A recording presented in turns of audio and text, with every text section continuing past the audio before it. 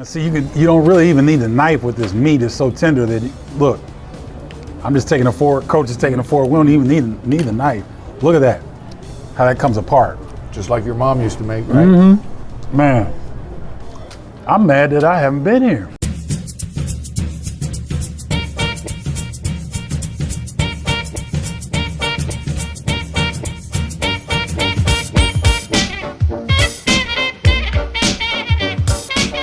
My name is Stephen Bardo, former Flying Illini and NBA point guard turned basketball analyst. I have traveled the world through basketball, and the one thing I have found is everyone loves food and sports.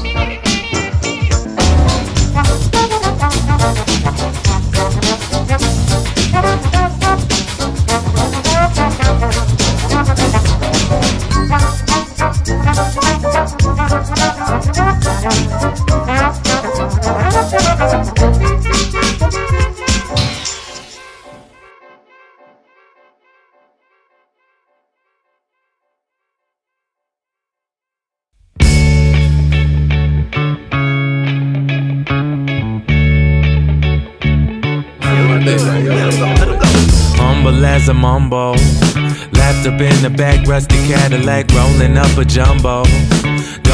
What's up, y'all? It's your man Stephen Bardo coming at you with another edition of America Loves Food and Sports. We're in the South Loop neighborhood, and we are at a gym, ladies and gentlemen. This place has been open since 1942. If you know anything about Chi-Town food, you gotta know what you're doing to stay in business that long. We're at Manny's Cafeteria and Delicatessen. I have driven past this place many a times, but have not stopped in. But I'm stopping in today, and I'm looking forward to it. Plus, I've got my man with me, Coach Brian James. Good to see you, Coach. Thanks for joining. Glad to be here. Yeah, assistant coach of Northwestern. Has been a coach in the NBA. He was my coach in the NBA. Yep. So I'm looking forward to breaking bread with my coach here. So let's get to it. All right, let's do it. Coming back, no, watch me do my backstroke. Watch me do my backstroke. Just watch me. I'm moving my back. Stroke. I'm going in my back. Stroke, stroke, stroke, stroke, stroke.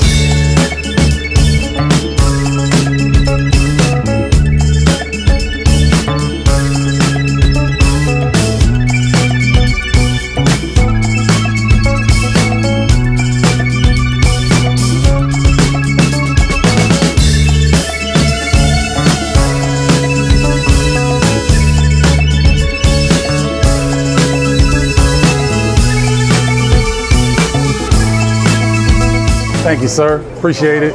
Man, look at this sandwich. I know that.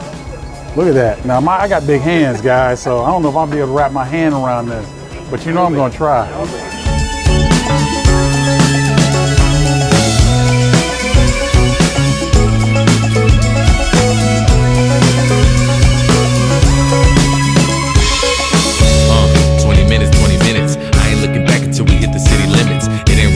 Till I get to swimming in it. She tried to tell me this is home, but it isn't. My heart ain't been here for 16 months. All right, so we finally got to the table with Coach James. I want to bring in Dan Raskin, who is the fourth generation owner of Manny's. I said that right, fourth generation. Dan, thanks so much. Hey, thanks for coming us, man. in. We're happy to have you guys. Share with us what we're getting ready to enjoy here. So you guys picked the perfect items. Okay. You started with the short ribs, which is like one of our main entrees. Then you have a turkey pastrami sandwich. So normally, I would say it's a little too much food for one person, but I think you can handle it. Okay, all right. And then over here we have our beef stew, our famous matzo ball soup, and our iconic corned beef sandwich with potato pancake. Okay. Looks good to me. Yeah, so the sandwiches are the thing that makes Manny's Manny's. So the sandwiches are what most people come in like the first few times, and then once people have really become Manny's regulars, then they graduate basically onto the hot entree stuff. Oh, okay. And I mean, our biggest sellers are our sandwiches, but like the regulars that are coming in all the time are always eating our hot entrees. Okay, So they're all Coach, homemade. let's dig in. I'm gonna ask him a couple more questions though. So, what's been the thing that's kept Manny's mainstay in the community? Because it's a mainstay. This is a place where everybody looks forward to coming to. What's been the key for that? I think the key thing for us, for being around so long, is that since we're a family business, we're fourth generation now. So someone from our family is almost always here. So literally 98% of the time I'm here or my dad's here, and we just make sure like our shifts overlap. So one of us will come early, one of us will come late, and there's always a Raskin in the house. So Okay. and we also had some employees who've been here for a really, really long time. So they're always making sure that it's like us being here too, that they really know for some for 40 years. So they really know what to put on the plate, and it's always the same thing every day. Well, I kept my composure on this short rib, but this is really good. Yeah, mine's really good Yeah, too. what do you think, Coach? I love this beef stew. I've been a beef stew fan my whole life, so this is good. And see, you don't really even need a knife with this meat. It's so tender that, look, I'm just taking a fork. Coach is taking a fork. We don't even need a knife. Look at that, how that comes apart. Just like your mom used to make, right? Mm-hmm. Man, I'm mad that I haven't been here. I know. We've driven by here all this time, haven't come in. Okay, I'm gonna keep working on this, and then we're gonna get in the interview. But Dan, what's the most popular day you think that people like to come in to Manny's and really enjoy the experience? So our busiest time of the year is actually St. Patrick's time. Obviously, Chicago is always known for our St. Patrick's Day celebration, and everybody wants corned beef. So they come to the best place in Chicago for it, which is us. Okay. So we literally have a line down the block. Like the whole weekend is people lined up just to get corned beef. Really? Yeah. Do you change your colors to green from red? No, but do all our that? employees are wearing green aprons, and they're excited. They know that week is not a vacation week. They're all here working all day and working really hard to feed everybody. Okay. You have a carry-out business as well, right? Yes. So we have like people calling in the hot entree orders, but we also have a deli counter here that we sell everything by the pound and do deli trays and catering and all that type of stuff. And we also wholesale our products. So there's all the restaurants in Chicago that are selling our corned beef and pastrami, and you can also pick up our corned beef at Costco. Great stuff, man. Dan, thank you so much. Thanks for coming in. Yeah, Enjoy your lunch. we're going to devour this food, man. Thank you. But thank you, appreciate it. So you guys know that I typically take smaller bites so I can talk and eat, but I kind of like, I'm gonna get Coach to start talking so I can throw down on his short ribs. I'm gonna get on the sandwich here in a second. So Coach, take us through your background, because you coached at every level. Yeah. I've been High school, college, and pro, so kind of run us through that a little I've bit. been really blessed, Stephen. You know, I grew up knowing when I was about 14 years old that I wanted to coach. And I wasn't going to be good enough to play at a high level. What's the next best thing? I idolized my coaches. I said, I thought I would be a high school coach my whole life. Really? So this is my 43rd year in basketball. 43rd year, ladies and gentlemen. Yeah. Okay. And 18 of them were high school coaches in Illinois at 4 different schools. Oh, okay. And loved every year I was in it. Okay. And then I was blessed to coach a guy by the name of Chris Collins at Glenbrook North, who was Mr. Basketball of Illinois, McDonald's All-American. And at that time, before I coached at Glenbrook North, I coached at Romeoville, which is down by Joliet.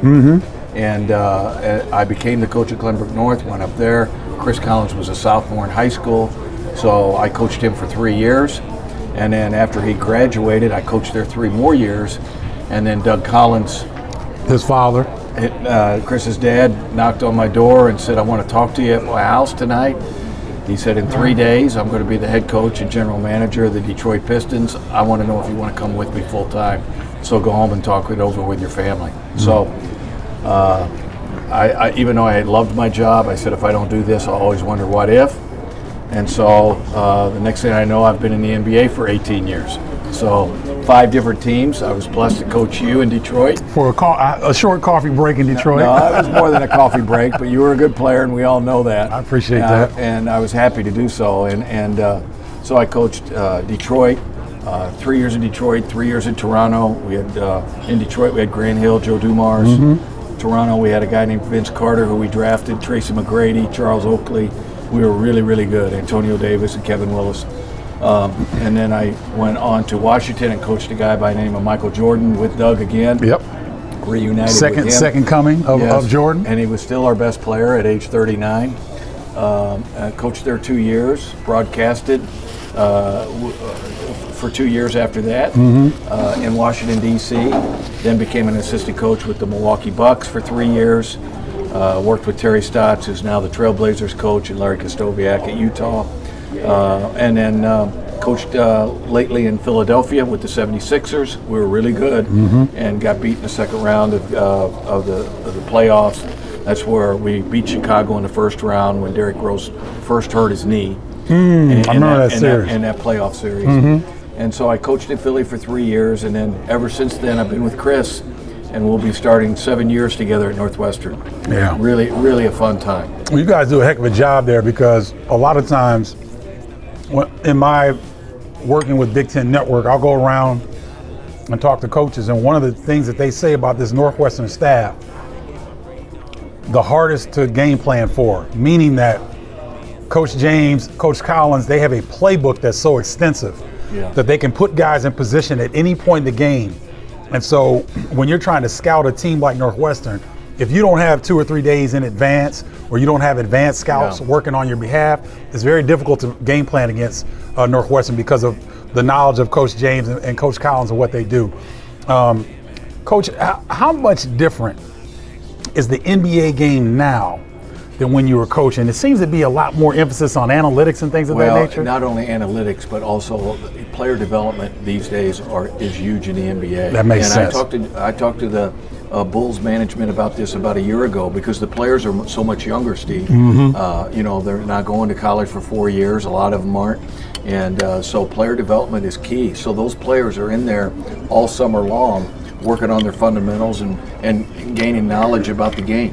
When I coached, even just 6 years ago in the NBA, the players coming into the league were older, and so we were fine-tuning some skills that they had already had. But good players are good players. They all want to be taught. They all want to have discipline. They work hard. Anybody that says NBA players don't work hard, they don't understand the work involved. And they're dedicated at their craft. And some of my best friends are guys, such as yourself, who I coached or coached with. And that's why I go back to the NBA Combine every year and relive. It's almost like a class reunion too. I bet. But the players are really, really good in the NBA in terms of listening and learning. Okay. And Coach, what's the biggest difference for a young coach that's watching this? What's the biggest difference between coaching at the college level and the pro level? Well, I love coaching at the college level. I mean, they're listening, they're hinging on every word that you say. We're blessed at Northwestern to have such great kids there. Academics is important to them, but we want to coach pros who also want to get a good degree, not people that are just there for the degree. And it's hard in the Big Ten because of the competition that you're coaching against. Coaches are great in our Big Ten conference, and the players are very, very good. And I think, us and arguably the ACC, SEC, it's the highest level of basketball, just below the NBA. And but our players are great. They work hard. They spend a lot of time in the gym. They have 24/7 access in our brand new facilities there, and they find time to study too. So it's not like they're in the library all the time. There's a lot of time for them to work on basketball, and they're working hard at doing that. I'll relay a little story to you. I'm covering Northwestern for Big Ten Network, Northwestern, Nebraska. If you know anything about the weather in Lincoln, Nebraska, if you don't like it, just wait a minute because it's going to change.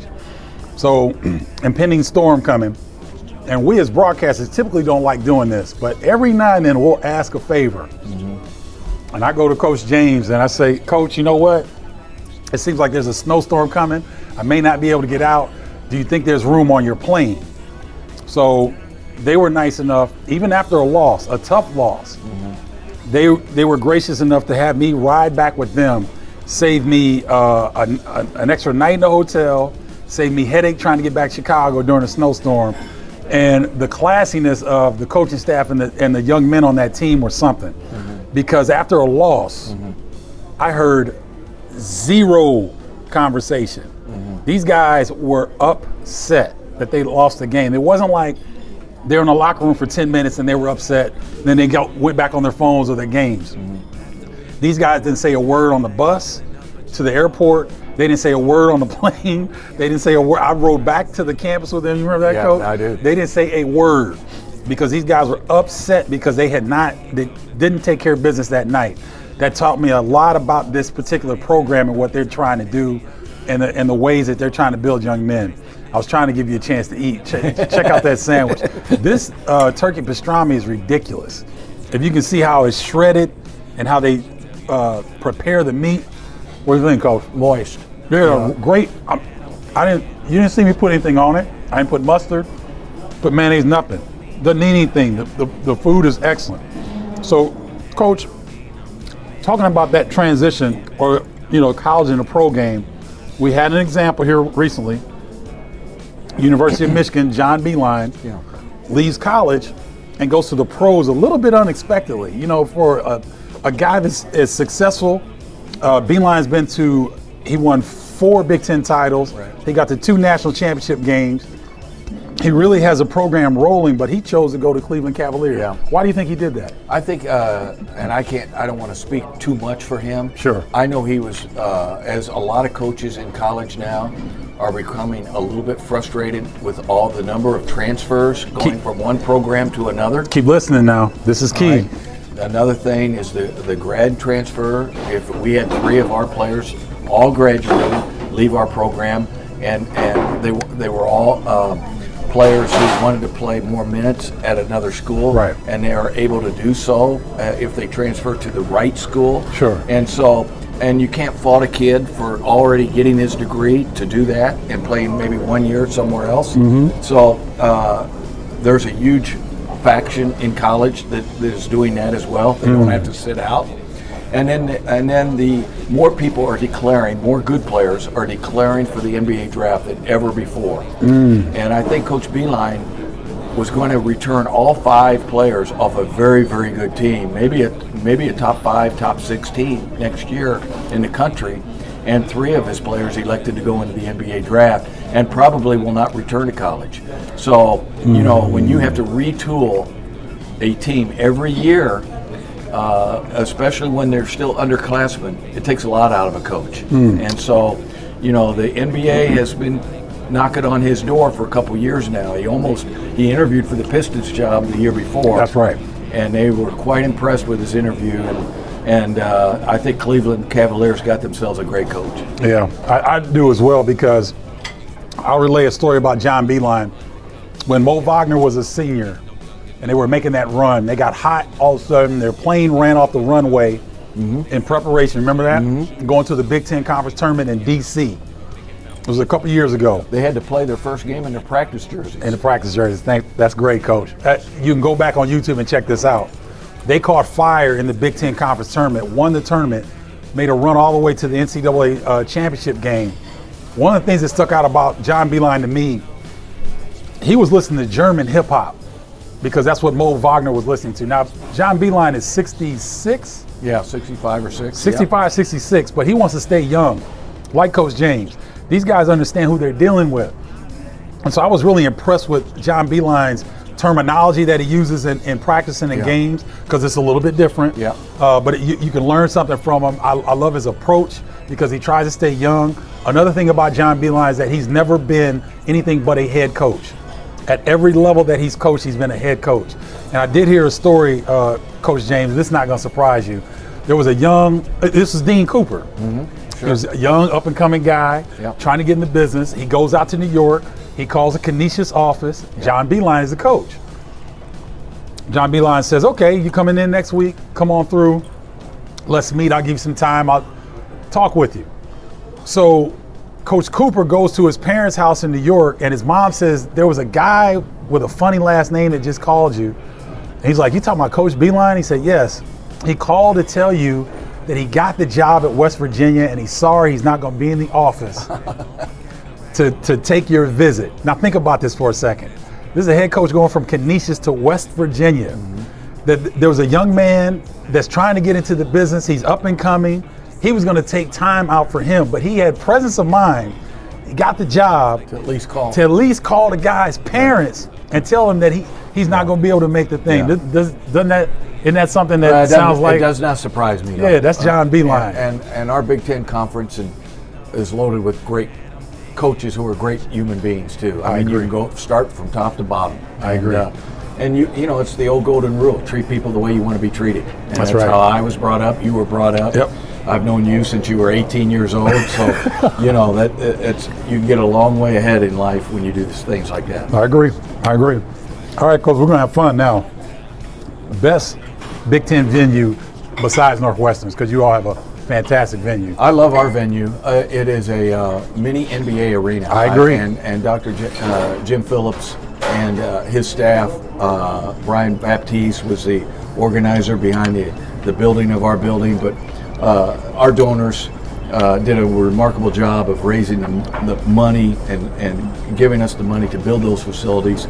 So I love ours. It seats 7,039 people, I believe, for basketball. And but there are a lot of great arenas, and I look at the arenas who have the crowd support that are hard to win. I mean, it's almost impossible to win at Mackey Arena. We have in the past, could have won a couple times, but their fan support is so good. It's not easy to win in East Lansing for sure. You got that right. They're gonna pack it in every single night. Yep. I love the Orange Crush down at Illinois because they're right on top of the court, and I remember when they first became an Orange Crush. Maryland has unruly fans. I agree. But they get after you. They get after you.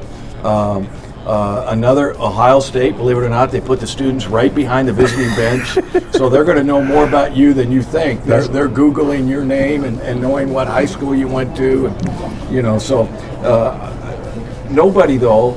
I've left out a school. Nebraska has got incredible facilities.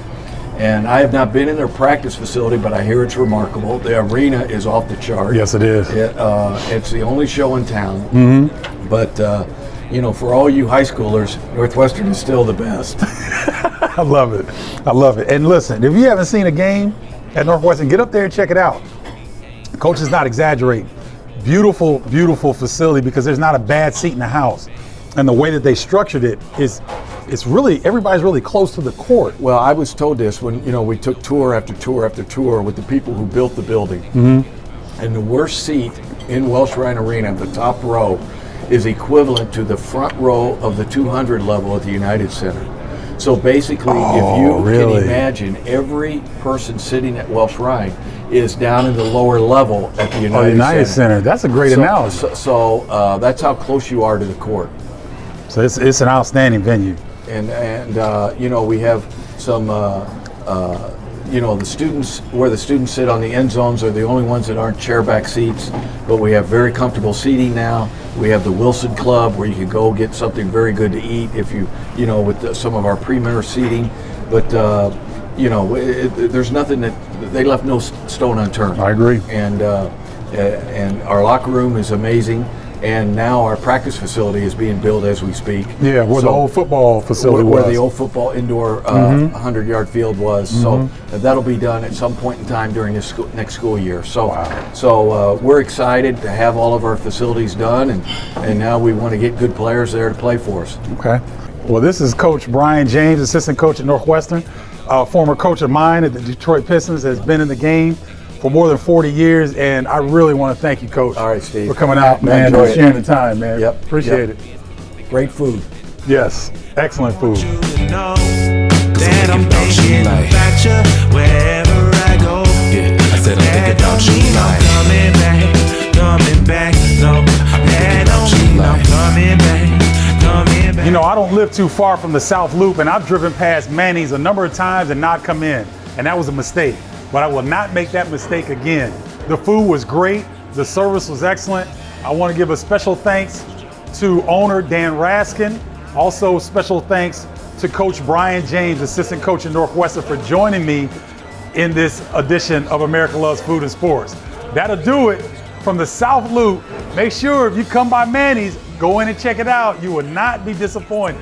That'll do it for this edition. I'm your man, Stephen Bardo. Out.